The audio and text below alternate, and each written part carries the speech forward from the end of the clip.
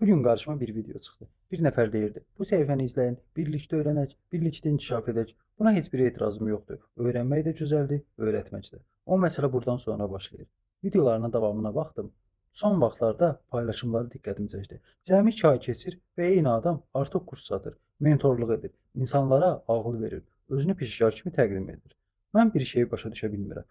2 ay əvvəl gəlin birlikdə öyrənək deyən adam 2 ay sonra kimə nə öyrədir? Ən maraqlısı da odur ki, belə adamların çoxu mənim hesablarımı bloklayıb. Çünki həqiqət danışanda narahat olurlar. İstəmirlər ki, izləyicilər fərqli fikirdə eşitsin. Amma məni bloklamaq həqiqəti dəyişdirmir.